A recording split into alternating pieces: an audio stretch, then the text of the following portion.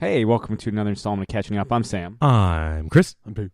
This week, we've got our interview is with Michelle Perez and Remy Boydell to talk about their original graphic novel, The Pervert, out in comic book stores everywhere on Wednesday, April 25th. But let's just go ahead and jump in and let them talk about it. And joining us, we have Michelle Perez, the writer of The Pervert, out in comic book stores everywhere on Wednesday, April 25th, and book stores and through Amazon on Tuesday, May 1st. Michelle, thanks for coming on the show. I'm glad to be here. So I have to say, this is, The Pervert is a very kind of like unflinching graphic, just raw look, and it's very clear that the story comes from a very personal place. So first off, thank you for bringing something this kind of, this raw, and, I can imagine it was kind of both liberating and traumatic to put it to page. So thanks for sharing the story with us. Oh yeah, no worries. Yeah, it was not that bad. Like no limbs were lost, but for the most part, it's weird editing and cutting apart stuff that's happened to you, and like, all right, if you told like a straight story of this beginning to end, it would be very unromantic and shitty, and like it wouldn't. You have to like tell a story as opposed to doing it verbatim. Yeah. Was that kind of what led you and Remy to doing the more kind of vignette style? And though this was originally supposed to run as a strip, I want to say, was it Vice? No, yep, it was going to be a Vice strip. The art director said this is not really what we're looking for. At the time, there was a lot of kind of stoner ennui, and I believe at the time there was a sort of possum one that was running there that was pretty cool, and then there was Simon Hanselman's Megan Mogg, and it seemed like anthropomorphic stuff at Vice. Like if you were going to do that, it seemed like you would have to do something completely different. So I started writing to that spec that Remy was like, we have to at least give this a try, and it was kind of a tough crowd. That said, we ended up getting paid more at Image, so everything kind of works out for a reason, I guess. Sure. How did you get hooked up with Brandon Graham and Emma Rios with the Island magazine anthology where it originally ran? Well, I knew Brandon from Twitter. I introed Remy and Brandon. I said, you have to check out this art by Remy, and Remy had been doing a lot of zines and was a very prolific Tumblr print artist, just getting thousands of views on a lot of stuff. If you've ever seen a print Remy did featuring Courage the Cowardly Dog, where he's talking to this character in a tub of some sort, and I forget the exact quote, but basically in like the mid 20 teens, that post was fucking huge, and just prolific print artist. And I thought I want to see what this person does in what is it? Just a regular old comic. And the stuff I saw, I loved. There's a particular comic that Remy fucking hates that I'm not going to bring up here. It was one of my favorites that I had it burned into my head that I was going to collaborate with this person. I hooked up with Remy through a mutual friend, Francine Bridge, a very talented artist in her own right.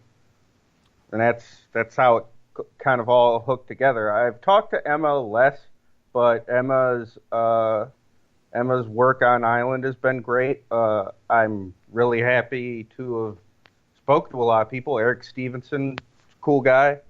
I was surprised I got to talk to Eric Stevenson. Brandon and other folks say sometimes he's a bit hard to get to, but he's the publisher, so I could imagine that would be the case. We've crossed paths with Eric a couple times. He's a bit of a how would you describe it? A bit of a unicorn, in that he'll show up like kind of like magically every now and again, and even then he might not necessarily want to talk. He's fleeting. So I'm happy you got some FaceTime with him. Yeah. No, oh no, it was not FaceTime. This was an email exchange. I don't think I feel like I could walk around the offices of Image and he will not be there. I would have a easier time meeting Rob Liefeld or any of those folks than Eric Stevenson. Yeah. The this is not shit talking on Eric Stevenson. Oh, of course not. No. Very elusive. Yes. Very elusive. Very busy man. So I'm sure you've gotten this question a lot, but with the Pervert, you credit yourself as the director. What was kind of, what was the thought process behind that, and how is your collaborative process with Remy? The process was basically, well, okay, the flourish of written and directed by was most of the time when we were talking about the comic, we were doing it through Twitter DM and email exchange. So at the time, my sleep schedule was complete shit, and I'd always be on right around the time that UK people would like be up in the morning and whatnot. So a lot of this also just kind of fell into place because I was at a bad place at the time, and well, we were talking about television shows we enjoyed. Like I want to say a big through line throughout the whole comic. I was watching each and every series or season of Parks and Rec, so it's not like I'm peppering Parks and Rec through there, but you could definitely see that I was watching a lot of serialized television. And so part of that, and the other part was Remy noticed that a lot of the time writers seem to take more prominence. Like you can remember a lot of Warren Ellis comics and stuff, but sometimes people can pick out like less artist names, like, Warren Ellis worked on Transmit, and a lot of comics fans sometimes don't also speak up or say Derek Roberts, and it's probably even worse for colorists and letterers. So the flourish was Remy's idea, also because written and directed by, it was kind of like I was the showrunner and Remy was basically Bill Pope, his director of photography and all the costumes and all the set pieces. Yeah, it was kind of, we liked how it looked on paper. Yeah, it was definitely catches the eye a bit. So are you more drawn to, mentioning television and all that sort of thing in both the serialized format? Are you more drawn to episodic work? I like the format of the anthology. I enjoy telling one story and having it be done. I also like procedurals. I said this in another interview, but basically one of the biggest things I just stole from outright was Warren Ellis and Ben Temple-Smith's Spell. The idea was we didn't know Island was going to end when it did. So our baseline was 10 to 15 pages per story. We were going to have them all basically vignettes. However, if you connected them all, there would be an overarching story. In Fell, basically, they focused on a detective, and it was sort of like a detective serial, like Law and Order or what have you. Like if you've ever watched Law and Order, and you've watched for years or something, like SVU, you can go in and not know what's going on. You're eating your food or cooking dinner or something. You're like, oh, hey, there's Stabler. He's a Marine. I know this because after X amount of years of watching SVU. But you don't have to know that shit if you're just some guy off the street watching it and, oh, hey, I can't turn this off for some reason. I don't know any of these characters, but we clearly know what job they're doing. Mm-hmm. So that's kind of that was our approach for the comic. you were going to walk into someone's life, and we wanted it to be minimalist, but you still knew what was going on. And there's very little illusion as to what happens in the comic. Yeah, it's again, it's a very kind of like unflinching look at sex work, and as a trans sex worker tries to make it in Seattle, and it's like I said, it's such a painfully like good read. It's and I can't stress enough how I hope there was like some sort of you mentioned it wasn't that bad, but I'm hoping there is at least some catharsis behind it all, Michelle. Like when you kind of like let it all out there, it's like, oh, that feels good.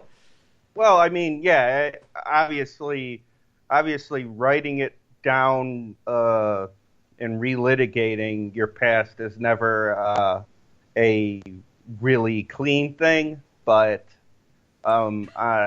is it the same thing as reliving everything? For me, it was not. And I also wanted to sort of there's another character that the lead is friends with that's kind of on the other side of things, where I did not want to tell an after-school special. Like, they're having a good go of it at sex work, and they're doing a relatively safer form of it, doing the cam girl thing. I didn't want it to be like, oh, this is the one and the only story. It was important for us to tell a person's story, not everyone's story. With trans narratives, there's this thought that you're like a spokesperson for everyone. So for us, it was about telling a good story and like voicing very carefully one person's story. Now, Michelle, something we ask everybody that comes on the show, just as this is going to sound like totally left field compared to everything else, but what are you currently geeking out over? For me, I have been playing a lot of the Battle Royale sort of shooters online. Like, for me, it's atypical of a lot of the stuff I've been working on lately. I'm doing a comic book with Ivy Halavana called Blue Moon that's coming out, and it's just soft pastels and like really, really soft everything, and there's no cussing, nothing. Oh wow! Very lighthearted, and but right now I've just been playing really violent video games where people are shooting one another, a la the film Battle Royale. I don't know why. I think everyone really likes the whole Hunger Games sort of layout. Well, I feel like, I mean, I'm trying to think of like other free-for-all shooters. I mean, PUBG kind of has that sort of. Yeah, that was the first one that came to mind when it was brought up. Yeah. I mean, PUBG, Fortnite does it too. I'm downloading. Well, I paused it because I have to do this podcast, but literally before I was on here, I was gonna download Fortnite because I was just watching. This is embarrassing, but like I've been trying to get into YouTube streaming people. So like, oh hey, here's a stream of Shroud. This guy's pretty good at Counter-Strike, and then he went to PUBG, and then now he's done a few Fortnite videos, and I was like, God, I'm gonna have to try this now, aren't I? Well, you had gotten your start in video game journalism, right? It was more crit. I've known people that actually have journalism degrees, so I kind of don't want to muck up whatever they're doing. I'll say I was a writer. You were published. I mean, it counts.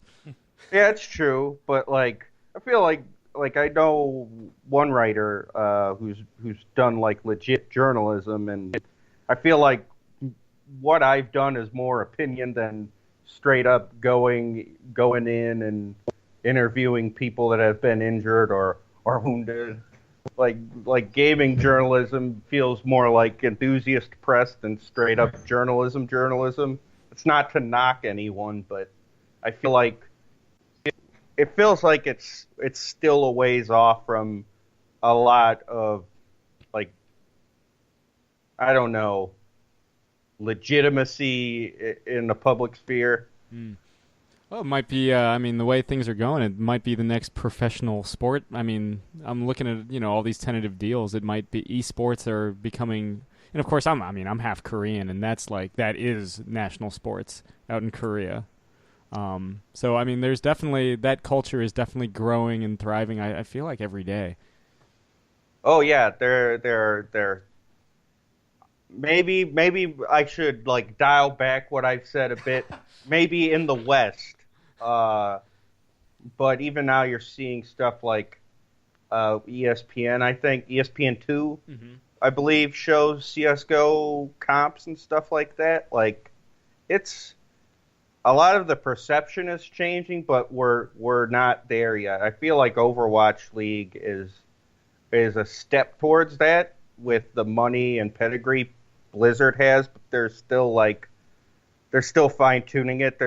There's that guy that was banned for saying all this goofy stuff, and it's still growing pains. I think when it runs alongside like our main competitive sports with like athletes and stuff, I feel like it'll be legitimized. It would be interesting to see it like on ABC and NBC and CBS, for example. Sure. Yeah, get that network spotlight. Mm-hmm. So, Michelle, before we let you go, is there anything else you wanna plug, or any last thoughts on the Pervert?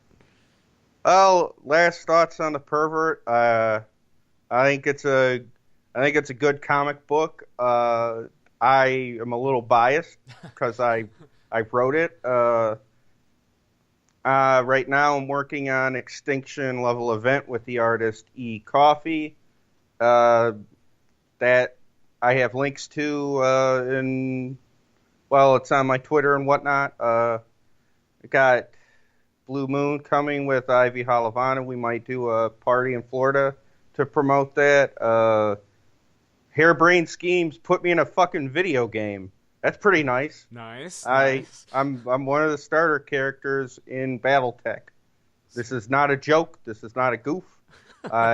I know the main designer, or one of the main designers from the game, and I was just like tweeting at her, and she was like, pick a number, like 1 to 100. And like an idiot, I said, 69. And I'm assuming it was going to be some sort of RNG-based thing, but she showed me a bunch of stats, and now I'm a starter character in a video game. You'll have an advantage playing me in a video game. I'm super excited about this. And for our listeners at home, your Twitter is Rebel Woman. Yep. Rebel, not Rebel. It's I was trying to snatch a name, but didn't happen. This is a very not safe for work Twitter. Do not view my Twitter at work. I wrote a book called The Pervert, so I don't know what you expect of me, and that's about it. A big fuck you to Kurt Eichenwald, and that's it. I'm calling you out, Kurt Eichenwald. You're Dirt Eichenwald. You heard it here first. All right.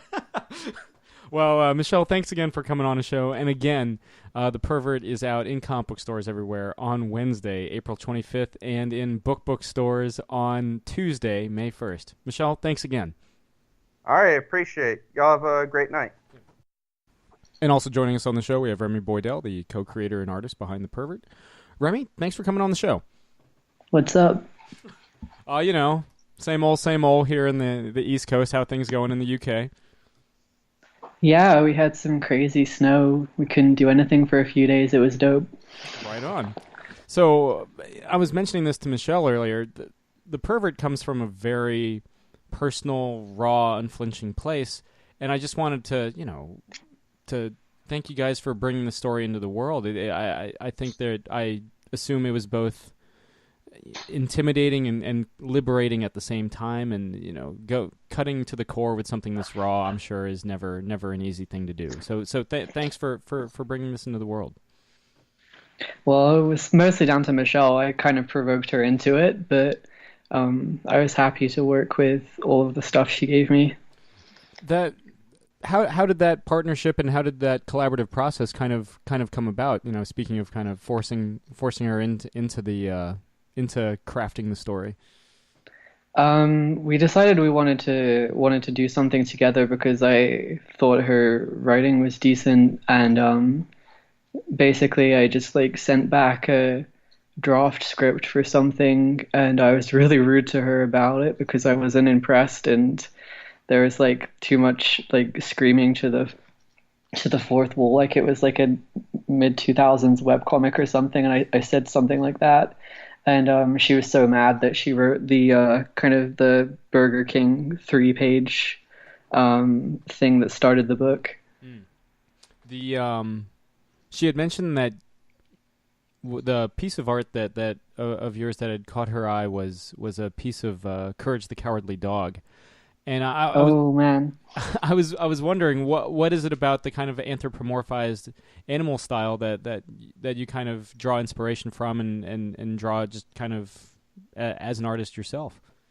Well, to start with, I grew up with like a bunch of Garfield, Snoopy stuff, and grew up with like Courage the Cowardly Dog, like Nickelodeon kind of television, but when I was starting out on the internet, which I guess was about like, I don't know, 5 years ago, I realized I could get like traction, but also get like a really visceral reaction from people if I used these characters or like things that looked like them. Like it would make people really angry sometimes. So that's kind of why I started doing it. Is this your first major kind of both long form work and painted work? Definitely. Everything else I'd done kind of capped at about 32 pages, and that was stuff that I was publishing myself and selling in runs of less than 100.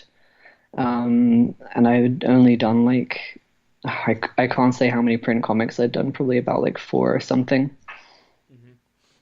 Was it this had originally run as a feature in the anthology, the Island anthology by Brandon Graham and Emma Rios. Was doing it as more in a serialized format. Did that make it a little more?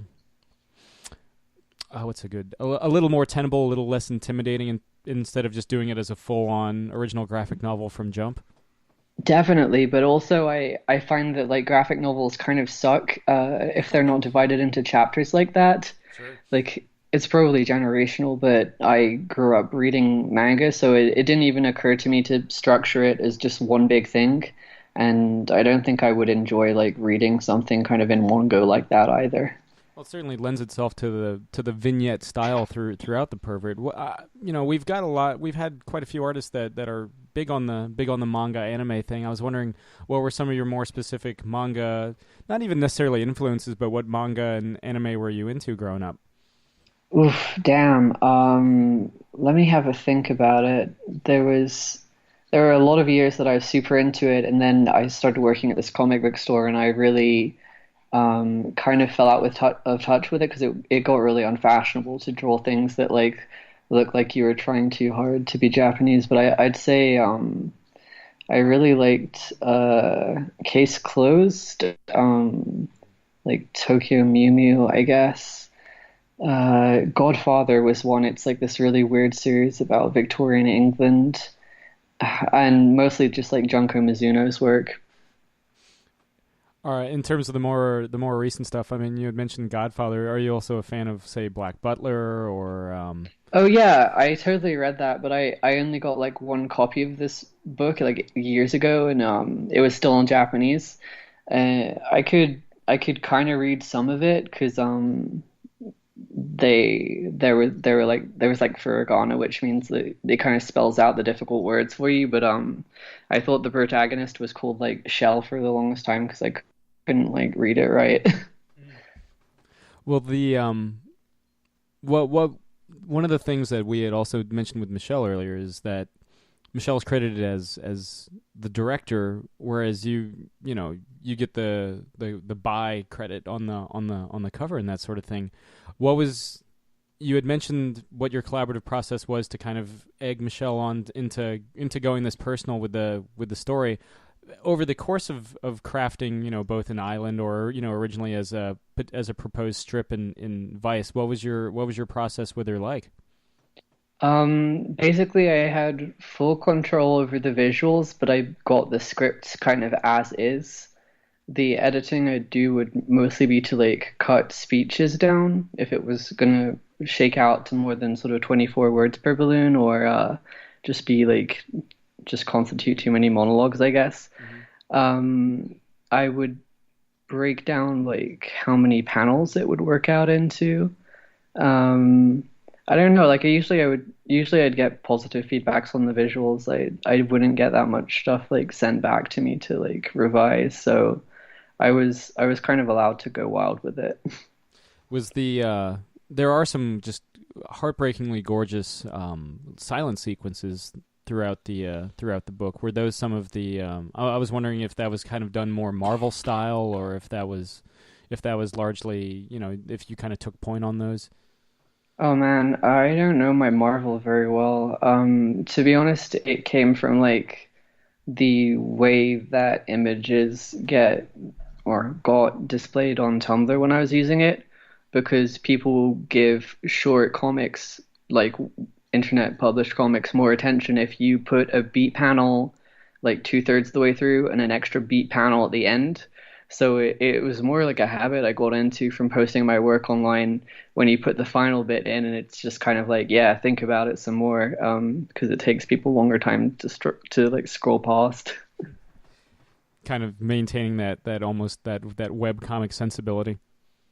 Yeah, I mean, that's like how I picked up that sense of timing. I don't know whether or not like I over rely on it, but I definitely think that initially it was literally just to do with like how images get displayed online, and it was like a way to force people to like pay more attention to my work. Mm-hmm. With the though you still, now that I'm thinking about it, just about every chapter break or every vignette break still has that almost like establishing shot, like it's like a landscape, or it's like a shot of the weather or a window or something. Is that kind of like almost like a mood setter or a palette cleanser from what came before? Yeah, definitely. I mean, the only other alternative I could think of for chapter break illustrations are like in a lot of Japanese work, you get character illustrations breaking it up, like in Chobits, I guess. But it just seemed kind of inappropriate, so it just seemed too upbeat to be like, here they are having some ice cream, but this isn't the specific story. This is just a nice image. I just thought it would work better just to be like a series of landscapes, and a friend of mine online, Andromeda, gave me permission to look over all of her really gorgeous photography and use those for references, so it helped me keep a good mood up. Were you living in Seattle at the time, or were you still in the UK? Oh, I like went to kindergarten in Connecticut when I was a kid, but I've been living in England for like the past 10 years. I'd actually had this like very weird fantasy of going out to Seattle and living there, which was like super unrealistic and totally didn't shake out. So I kind of did the book after that stuff had fallen through, I guess. Oh, I mean, because it is kind of a gorgeously rendered version of, I mean, and certainly with Seattle being, there's a lot of great. We're fresh off Emerald City Comic Con from. Yeah. Was that a week and a half ago now? 2 weeks? I don't even remember. It feels like forever ago. There is definitely a lot of grays, and you definitely lean towards the murkier end of the spectrum with the colors, which is very, very appropriate for the Emerald City. Yeah, for sure. But no, I haven't been back to the States for like 10 years. I'm actually like not allowed to enter because I like submitted a tourist visa and made a mistake with it. So I'm literally kind of banned from the US right now until I fix that. So I deliberately did the pictures very nice because I was feeling kind of bummed about it, I guess. Well, oh wow. I mean, I didn't know about getting. Yeah, yeah, no, my publisher and everyone, and there's these guys at UCC that are really nice that nearly gave us this grant and stuff. Everyone's telling me to do this stuff, but I gotta, I don't know, get a lawyer or something if I even want to visit. Damn, damn.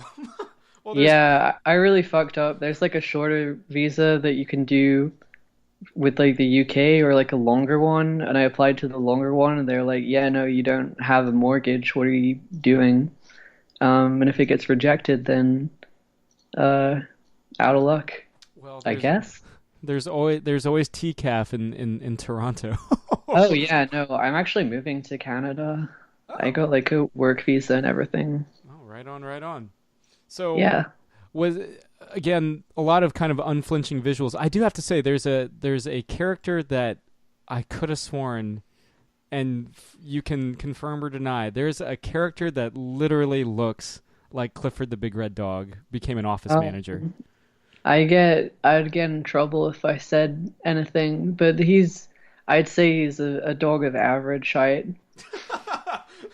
And his name isn't Clifford. I don't know his name, so I can't confirm or deny. Fair enough. Fair enough. I won't press the issue. But yeah, there's. Um, I just always do that stuff. Sometimes to be weird, sometimes because I saw other artists do things like that, and it really blows my mind when it's stupid because it's like a cheap trick, but if you showed me an indie comic that's like Garfield's divorce, I'd be like all over it. In a way that I wouldn't care about just like a regular work. So I can't even fully like understand what my rationale is, but sometimes I did it to make people mad. Sometimes I did it because I just really like reappropriating stuff. Because I only started doing comics because I used to work doing t-shirt designs, and then like these bigger companies would just rip me off constantly, and I'd make no money. So I decided to join them and to just steal everything that wasn't nailed down. If you can't beat them. Yeah, just lie about it. They I was trying to think of like other subversion of like popular characters. Like I know DC with Hanna-Barbera basically made like the Flintstones everyone's like poster Oh child yeah. with like the midlife crisis stuff, and you had Snagglepuss with the LGBTQ rights in like Oh yeah, 19. yeah, yeah. Decent. I actually made the book like 2 years ago now. Like it's been a long time coming in publishing, but when I saw that, like I think everyone was happy with it, apart from furries that were like disgusted with how Snagglepuss was drawn, like really unappealing.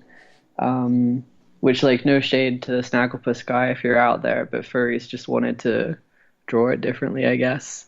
But yeah, I like that stuff. I like it better when people are like bootlegging it more without direct approval of the IP guy, but it's all good.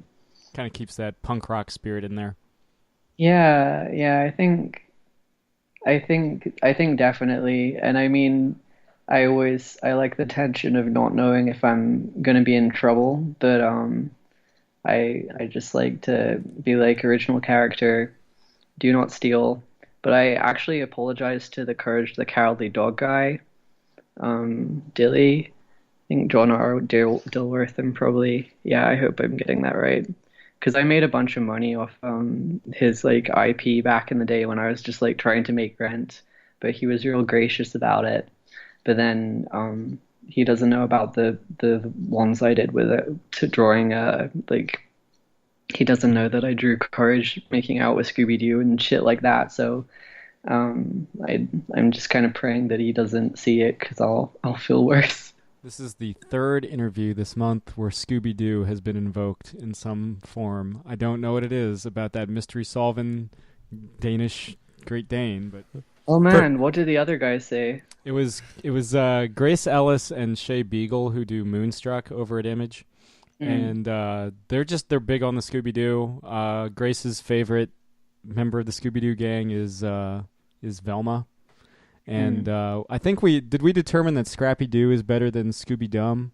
Yes. Okay. Yeah, well, yeah, Scooby Doo's, yeah, can't be spoken about. My favorite is his cousin. There's like in one episode, there's this white dog that's also a Great Dane that's his cousin, and she's just like the kind of B-list archetypical like over-sexualized female dog with the eyelashes and stuff, and I think he fancies her even though they're related. It's real messed up. It's crazy. 70s, different time. Yeah, I love it. It's my new like persona. I think something else that we determined. Did we determine that Vincent Price was a lesser Scooby Doo companion or the best Scooby Doo companion? I believe the going view was that he was lesser. Yeah. Bummer. Oh man. I'm always pro Vincent Price.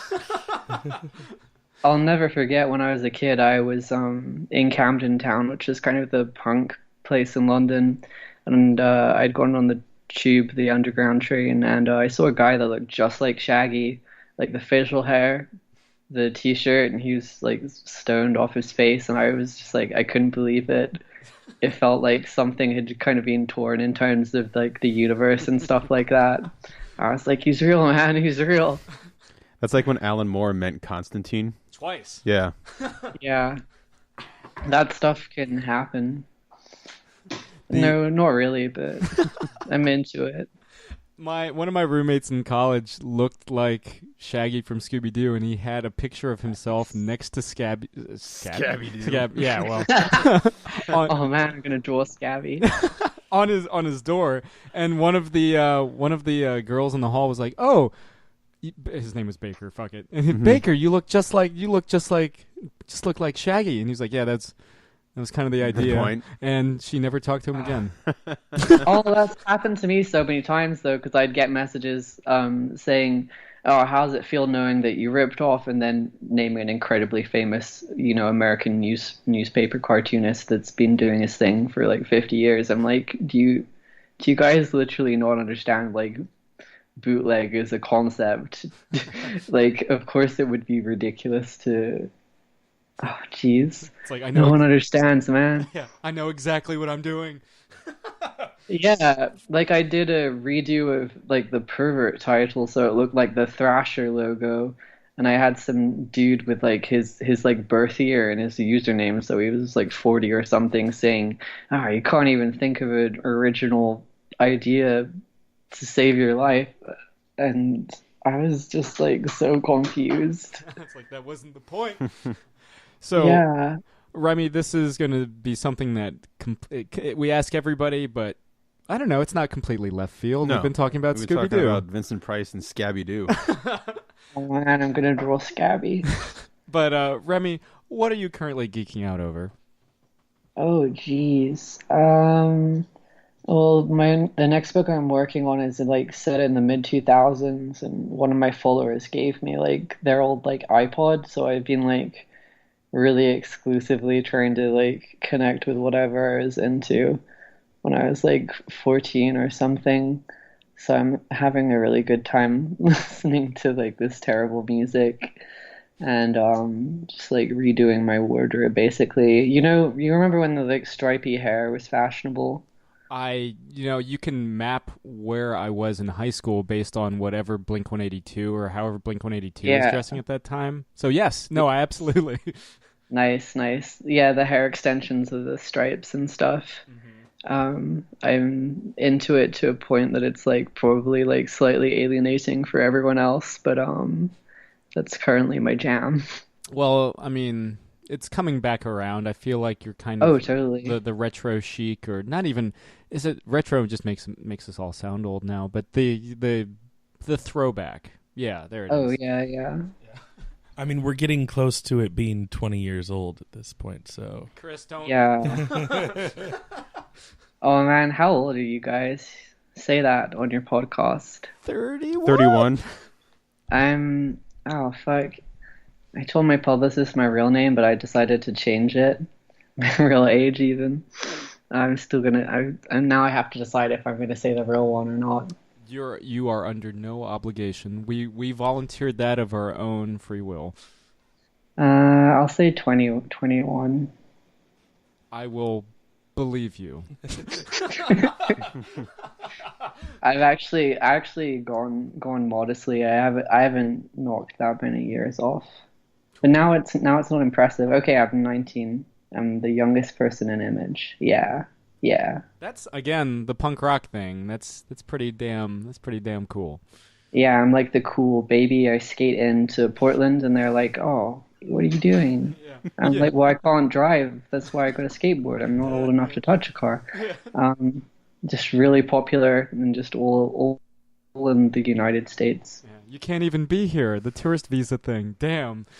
Yeah, no, that'll be fine. I don't know why I decided to tell everyone about that. But anything else you're currently vibing on, Remy? Oh my God, I could think about it, but only like after I wasn't currently like recording. Geez. Oh yeah, I guess I'm really into One Trait Danger right now. It's like very good band, just taking Pitchfork by storm. All about One Trait Danger. Sweet. Well, Remy, before we let you go, anything else you want to plug? God. I'm probably just gonna like think about stuff afterwards. Got a Rick and Morty comic coming out later this year, which should be fun. Nice. And yeah, everyone send a little message to Image and say, what about the next book? That should be a really good scam. Yeah. And again, The Pervert out in comic book stores everywhere and on Comixology if you're more digitally inclined on Wednesday, April 25th, and in book stores and Amazon and Barnes & Noble on Tuesday, May 1st. Remy, thanks again for coming on the show. Thanks, guys. I haven't seen Disturbed. No? No, I've seen Korn, System of a Down, Stained, but POD, but never. I missed that one of all the rap rock, like industrial metal. Yeah. Rammstein. Never saw Rammstein. You guys ever see any like lesser like early 2000s bands? I'm sure I have. No. What was the first concert that you guys went to? Rock show wise. I went to. This is gonna blow your minds. I went to a show, back when it was a band called I think Phono, Fono. They were like Goo Goo Dolls, like Good, and like I had never heard of them or whatever, and yeah, we went. Me and some friends, and I was like, "This is so fucking great!" Because it was like the first like live thing I've ever seen. I was like, "Yeah, fuck yeah!" I like bought their CD and met them afterwards. They actually, they're very catchy and stuff. I still like their first album. Goes Around Comes Around, I think is what it's called. Oh, just like that Rat song. Shit. Yeah. And anyway, it was solid. But then like the first like name big thing ever was Paul McCartney on the Driving Rain tour. That's a hell Driving of a, USA tour. That's a hell of a first. Before you added the stipulation of rock, otherwise it would just be like the National Symphony Orchestra on a field trip. Fair. But before you'd clarified, I was going to say the Spice Girls. Well, okay. You know what? Let's say it. Yeah. Okay. So yeah. There's no chance you would have seen them on a field trip. No, it was during their first U.S. tour. I think it was their first U.S. tour. But like both my sisters really wanted to go, and my mom was like, "Well, I'm not leaving Chris home alone." So I was like, maybe 12. So hellion, I guess. Hellion. And also, I mean, I did like rapscallion this one. I did like Ginger Spice, although this was right after she left the band. So I was like, we got there and I was like, I don't care. Yeah. The first like rock show that like I went to was Orgy at the 930 Club. where they covered. So I guess that was a lesser early 2000s band. Considering their biggest hit is a cover of Blue Monday. Yeah. A pretty good cover of Blue Monday. Yeah. And for all intents and purposes, that is their only popular song. Also, did I forget to leave out that it was a Christian rock concert that Phono was playing? No. Did you forget to leave out? No, I did not. No, it was because I was trying to remember the name. The headliner was, what was that really famous Christian Newsboys? DC Talk. Striper. DC Talk. I think they were I've heard DC. I think they were like the headliners, but for some reason I don't remember anything else like that band Phono opened, and I don't know. I could be wrong. But I don't think they're a Christian rock band because I remember none of their stuff seemed like it. They weren't like. Well, I mean, technically, Avenged Sevenfold is a Christian rock band. Oh, well. Switchfoot, Yeah, Under Oath. But I mean, I'm sure they were because they were Creed. part of the lineup, whatever. Yeah.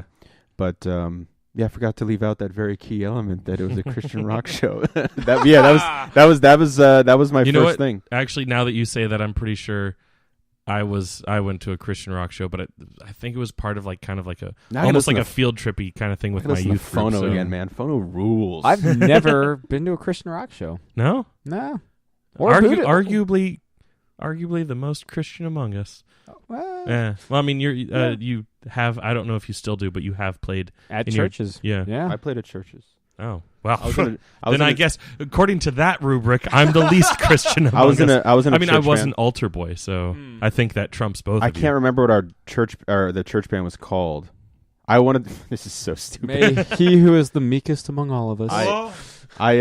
What the heck was our name? I can't remember.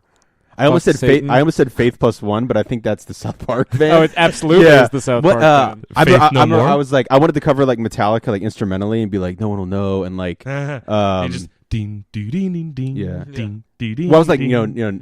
nothing else matters and stuff, and I do that. What the hell is I used to throw in the lick I was the proudest of throwing in playing bass in a church was the bass lick to Sympathy for the Devil Nice. by the Stones. What the hell? I can't honestly. This is gonna bug me. I don't know, but we played at some big youth retreat. That was our big Oh, thing. nice. But we played at every Sunday we'd play. Actually, at the Any church. given Sunday? I won't say it just in case, but your church out by you, Sam. Oh, the one that I played with the guitar ensemble yeah, probably because Mr. Mac went there. probably yeah. Yeah. Oh man, that's gonna drive me insane. I wanted to be called the Archangels, Oh. and they were like, no. That got shot down by everybody immediately. Should have gone with the Herald Angels. Yeah. Yeah, Hark. We did play an instrumental version of "Killing in the Name of" Nice. in the parking lot. Oh, okay, right on. For obvious reasons, it was actually it was just me. It was just me and the guitarist. The one time I got called out for playing not a Christian song when I was playing in a church was "Smells Like Teen Spirit." Yeah. Nice. The most Christian of all of Nirvana's songs. Yeah, not Heart Shaped Box. Actually, Heart Shaped Box is my favorite Nirvana song. Is it? Yeah, It's a good song. It's off my favorite Nirvana It's a album. pretty tune. it's a winner. It's a winner. I do love In Utero. So speaking of uteri, we went to our local comic book convention was this past weekend. I what the hell appreciate is the that name of that segue. band? Nirvana. I gotta figure this out. Album produced by Steve Albini. But the no, I mean, yeah, Awesome Con was this past weekend. It's DC's biggest comic book show. We all went. Yeah. Though I didn't see you two gentlemen together, and I only briefly crossed paths with both of you and Chris twice, Friday and Saturday. Yeah. I never saw Jake until he posted photos afterwards. I was like, oh, he was there too. Makes sense. Tom Welling was there. Woohoo, Tom! Yeah, I met Tom Welling and Michael Rosenbaum, and it was the best. The best. Me and my sister got a picture with the two of them, and then a picture with Mr. Welling, and got his autograph and talked to him for 10 seconds, and thanked him for all of his hard work, because Thanked that him dude for his service. worked his ass off for 10 years. Yeah. I mean, and then thanked him for being the guy to help get my sister to care about the Superman mythos, which I think he thought that was kind of funny.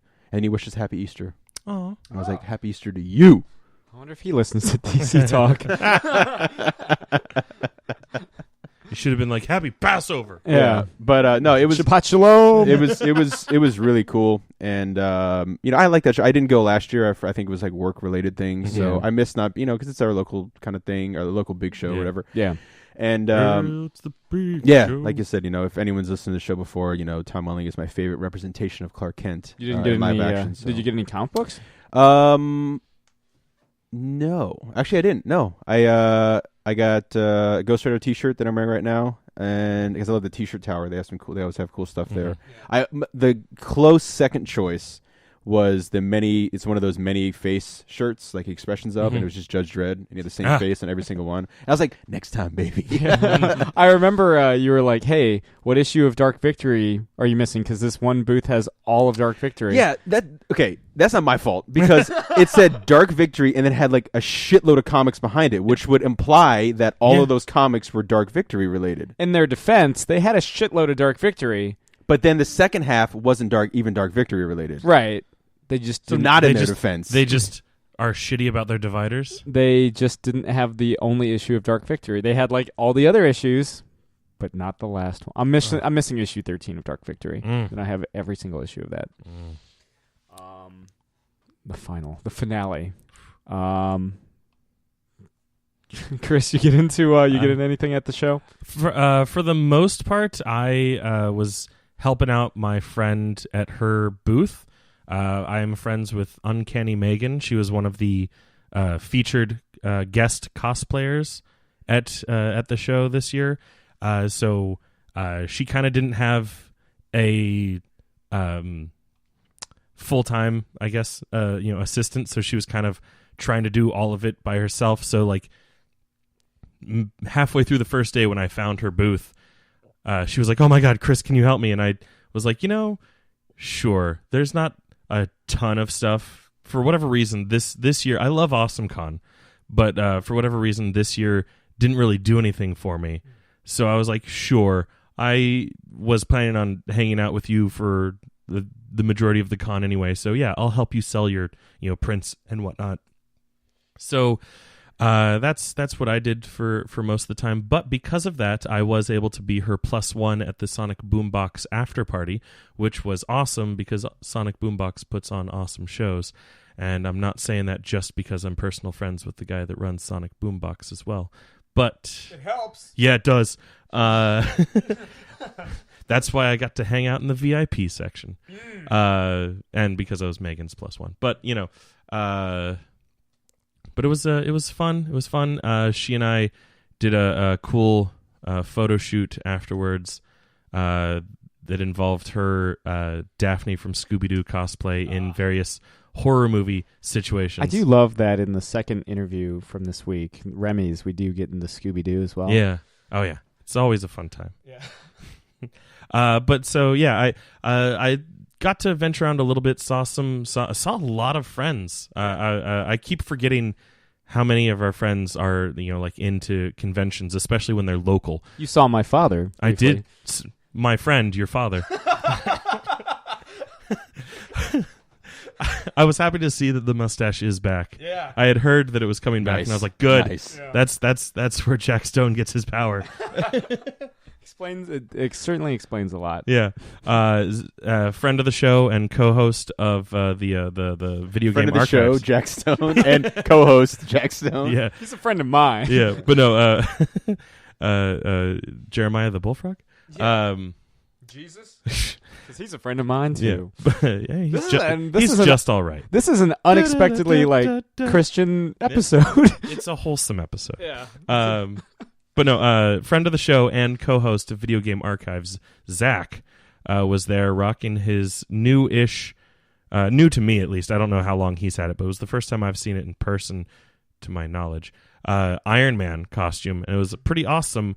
And I was relating an anecdote to Jake earlier, but No, you weren't. You're lying. That's fair. Maybe it was to Sam. Who knows? I don't remember. I might have just been yelling it to the ether. But You've been yelling at a wall for the past 4 years. We're all in your head, man. I just do both of your voices. Yeah. Very, very well. Yeah. Mhm. Yeah. That's why we never talk it all at once. Yeah. But so Zach and I went and got lunch on the final day, and while we were hanging out at the cafeteria, two of the ladies who were working for the convention center, serving food, were like, RoboCop. But he was like, yeah, I'll take pictures. I Dead don't or care. alive, you're coming with me.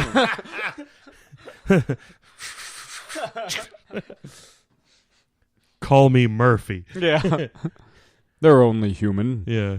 Isn't the moon lovely today? Jesus, enough RoboCop talk. Yeah, what is this? Murphy's Jaw? Yeah. Not enough Jesus. We need to get some more Jesus in here. Yeah. Body of Christ. Yeah. I guess it makes sense that's because South we're, Park episode. Our we are. God is an awesome God. God, he raised from heaven above with Remember the hand some movements? power and strength. Whoa, strength. Yeah. Love, it rhymes. love. No, Yeah. it's strength. Love My rhymes. Jesus is powerful. My Jesus is jacked. My Jesus is jacked. He lifts. What's that? Shine, Jesus, shine. You remember that one? No. That was the Holy Spirit. Rage. That was the got our the congregation fucking jumping, man. Yeah. He is risen. Blast beats. Where'd he go?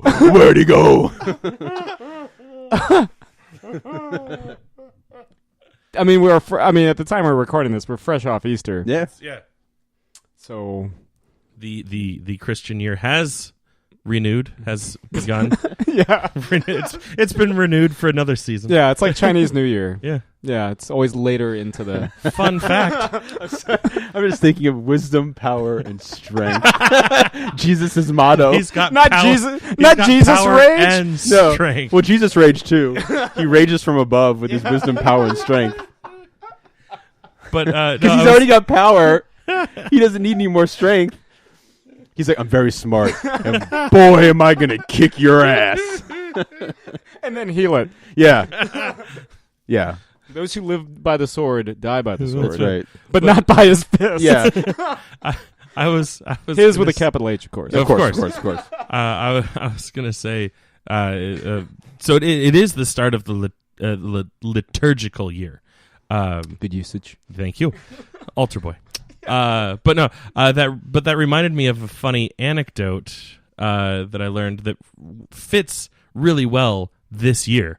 Because I, with the help of my father, I learned the origin of the holiday, in air quotes, of April Fool's Day.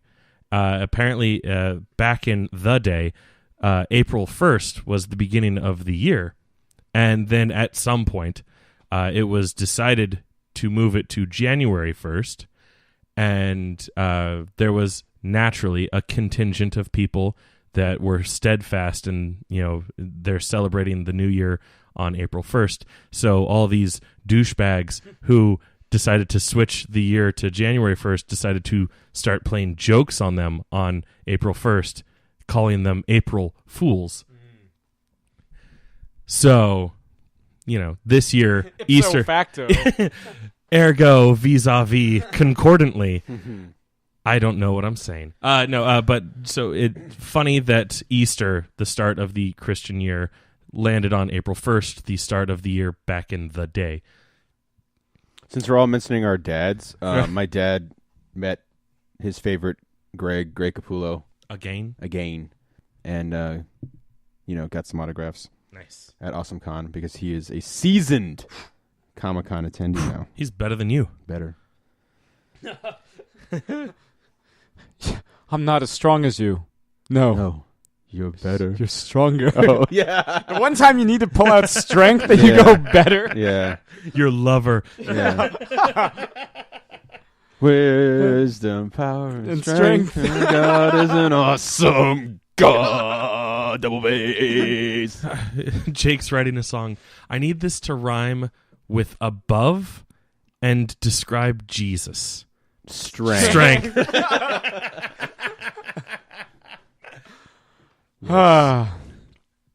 You guys also saw the fucking Ready Player One. Fine. Strength. Fine. fine, fun, fine. And I'm working my way through the audiobook. Fine. It's fun. Oddly enough, Mr. loves all movies. Including The Founder. Yeah. Not as much Well, as me. I did not love The Founder. But no, oddly enough, Chris Nolan, Mr. I can find the fun in any movie, did not care for Ready Player One. Did not find the fun. No. Nostalgia being one thing, although this one, much like the book, which was fine. The nostalgia was too much. There's just way too much going on the screen. I loved the Shining sequence because The Shining is like my favorite Stephen King book. It's one of my favorite horror movies, but like, I don't know. It felt so bland. It felt so vanilla. I needed a little bit of spice, something in it. And all it did was rely on the nostalgia, and it just glossed over story. And also I feel like, it's been a while since I read the book. I read the book while I was living in New York, so it's 5-ish years. And I already have the memory of a goldfish. But like it felt a lot more like a kind of just standard dystopian young adult story, like the Hunger Games and stuff like that. Like I was like, watching the movie, I was like, I don't remember the book feeling this much like kids against the world, They weren't sticking it to the man. Well, kind of, because like the antagonist for the book is like the man. He's the CEO of like a Google, Microsoft kind of like company that's trying to run the Oasis so they can like turn it into the advertising revenue and shit like that. And like the whole idea of the Oasis is it's supposed to be, a free world. It's kind of like John Galt's fantasy world in Atlas Shrugged. Boom. There's a reference for you, kids. I've read that book. You're pulling out literary references. You're using liturgical. You're giving history lessons. Yeah, I know. I'm the smart one this episode, guys. But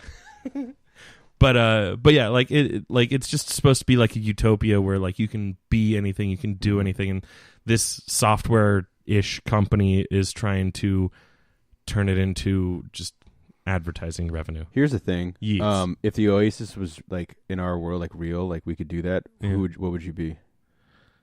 Like, who would your avatar be? Superman. What's Superman? Greg Pak's Superman. No, because a good chunk of it he's Dean Cain. No, he gets his ass kicked by ninjas. It would be happens on the show, guys. It'd probably be Mullet Superman. No, black suit mullet Superman. I just sent a Facebook Messenger to one of the old band members, and I was like, "What's her name?" And she was like, "Oh God, that's a great question." She didn't say "Oh God," she said "Oh great." What did she say? "Oh God." Hang on. Good, strong. Oh wow, strong God. Because we're way off. Strength. Yeah. Oh, strength. It would probably be Also, for me, okay. Let me mercy kill. For me, it's Fleischer Superman. Yeah, that's the one. Couldn't remember Fleischer, but yeah. Probably Brandon Routh lifts a fucking continent. It'd probably be Christopher Reeve because he can turn back time like Cher. Nice. If I could turn back time. No, Cher can turn back time like Christopher Reeve. I also Judge Dredd because he'd have the Lawmaster for like the race and stuff. I mean, Superman would fly, but like I think that you have to keep him on the ground. You have to run. But those are like the two that were going back and forth in my head. I was like, oh, Fleischer Superman and Judge Dredd, like comic Judge Dredd. Chris, would you be Marty? No. Although I probably much like the guy in Ready Player One, I probably would have a DeLorean. But I wouldn't be Marty. I'm trying to think of who I would be. Whenever I played D&D, I was almost always an orc or a half orc, depending on which version of D&D it was. I don't know.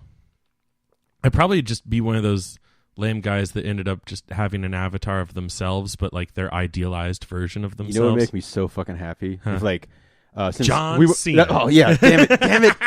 Like yeah, because like I let Sam be Superman because we don't have two Supermen, and I'd be Judge Dredd, and like we're like, where's Chris? And all of a sudden the thing opens, and here, and out comes fucking John Cena. I'd be like, yeah. How cool is it that they had that fucking Superman 123? I almost took my picture with that electric blue Superman. What? Yeah. Where was they it? had a giant poster. They had all on those posters. the of Superman. atrium. They had all the Superman covers, I missed. and one of the covers was Superman number 123. I wasn't. I had my blinders on through the atrium because I was like, just got to get to the con floor. Fuck this. I got to play some Mario Kart. Nice. Didn't you school some kids in Mario I Kart? schooled some dads in Mario Kart. And Hope your kids are watching so they know their dads are poor. they were, Yeah. and he was. What was I gonna say? Oh, The so I band's started the audio. No, we still haven't figured it out. I started the. If you don't figure it out by the end of this episode, I'm going to be very upset. would be upset. I yourself for yeah, disappointment. God damn it! I started the The audio Ready book? Player One audiobook, and immediately there's a funny line in it where he's like, there's been many attempts at miniseries, movies, and TV shows to tell my story, but all of them have failed or whatever. And I was like, that's kind of funny. I'm not saying the movie failed, but like the thing that, and obviously books are always going to do this because they have more time or whatever. But the fact that you go to school in the Oasis, like little things like that, and Yeah. also that like in the movie version, the Oasis is like, that's all people do. Like that's everything, right? And in the book too. But I liked it in the book also. They're like, there's other shit going on in the world. Like when the guy, what's his name?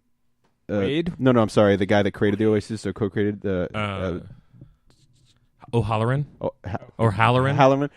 Yeah. That when he dies in the book, they're kind of like, okay, yeah, like it doesn't stop the world. But then when he releases the Easter egg video, they're like, Yeah. oh shit, because in the movie it's like everybody loved this guy, and it's kind of nice to like it set the world a little bit more in context of like, yeah, okay, sure, this is going on, but there's also been like the depletion of energy and all this other kind of stuff. Like this was not a big thing until the Easter egg thing. And then in the movie, do they make it known that it's been 5 years? I can't remember. Yeah. They do? Okay. Yeah. Because I totally must have forgot that. The when they're lining up for the first race that you watch in the movie, he says something about like it's been 5 years and the only people that are still looking for it are us, The Gunters. Or Gunters. Yeah. Okay, that's fair. Because I remember in the book, I just I mean, must it's a have zoned quick out. line. I must have zoned out because in the book they have a great job of him being like, they released the video, Yeah. and then a year went by, and then another year, and another. I was like, man, 5 years? Like, man, like it's really interesting that like Yeah. no one's got even close, no one's even figured anything out. And then like the end of chapter, or not the end of chapter 1, but the beginning of the book where he's like, and then one day on the scoreboard a lone name appeared. And I was like, oh man, it's really cool. I'm really Yeah. enjoying the book so far. The movie. We've said it a million times, like especially talking about like episode 7, like nostalgia is a hell of a drug. There's some moments like it was fun to be like, because RoboCop does show up for like a nanosecond, like, and I was like, oh fuck yeah, and Batman rock climbing, for like a nanosecond too, like. I did like, if I may Sure. hop in real quick, just because it popped into my brain. When he's in the movie, I don't remember this happening in the book the same way, but in the movie, when he goes to the archives right after he's found the first key, and like he's mobbed by all those people, and then what's her name pulls him aside, and she's like, you need a disguise, and like hands him Clark Kent glasses. Yeah. I was like, Like that's cute. And then an it's- in-game thing yeah, that and it then, actually it's an actual artifact he puts on, and then he's allowed to manipulate his. They his reference features. Superman a couple times in Yeah. it, which is nice. But yeah, I mean, I there were some parts, got a little misty because there's some really fun stuff in there. But I think I had a similar thing where I kind of left and I was like, fine. Like, I was all about the movie going in. Like, I wasn't like waiting to hate on this movie or anything. I think it was fine. I'll probably get it on when it comes out solely to look at all of the shit because there's so many references and so many little like blink and you miss some moments of like characters and stuff. If you like Buckaroo Banzai, like, oh man, prepare yourselves. That was a nice little thing. So. Yeah, I'm pretty sure that's also in the book too, because that felt familiar when he did that. I think one of the things that jaded me for this movie as well is that since reading it, a couple of my friends have become very like anti the story in general, just because there are elements of it that are very like kind of old. What's the word I'm looking for? Strength. Yes, strength. No, like it just kind of like older mentality of like the like gamer boy kind of shit going on. There's only like technically there's only like one female character in like the whole thing, and she spends most of the book as kind of like a damsel in distress kind of thing, and then like the whole thing with her avatar being like super sexy, but then like her in real life is like kind of like almost unattractive, but like not unattractive. Like there's some problematic themes in it, and like I was like, oh, you're right, that stuff was kind of in it. And like I try, I not being sensitive to that myself since I'm a guy, I didn't notice it. But like after it was like starting to be pointed out to me, I was like, I can see where you're coming from with that. There's a line in the book where he's like, "The sword belongs in Japanese steel belongs in Japanese hands," and it's just like, it's a little problematic. Yeah. Like this kind of like white savior, like let me give you back this thing I've appropriated, and he's just like the Japanese people he gives the sword back to are just like, oh, thank you. Yeah. I don't know if I haven't seen the fucking movie. I do not recall that in the movie. Okay, cool. But thanks again to Michelle and Remy for coming on. I guess listen to DC Talk, but their book, Listen to Phono. yeah, their book, The Pervert. play you guys some Phono DC later. Talks book. Yeah, no, Michelle and Remy's book, The Pervert, out in comic book stores everywhere and on Comixology on Wednesday, April 25th. This has been another installment of Catching Up. I'm Sam. I'm Chris. I'm Jake. Thank you very much. Good night, Eric Cabana. This has been another Geek Out production. If you enjoyed what you heard, hey, we've got a special episode every Friday. Of course, there's the usual catching up show every Wednesday, and you get book club episodes just about every Tuesday these days. Thanks for listening.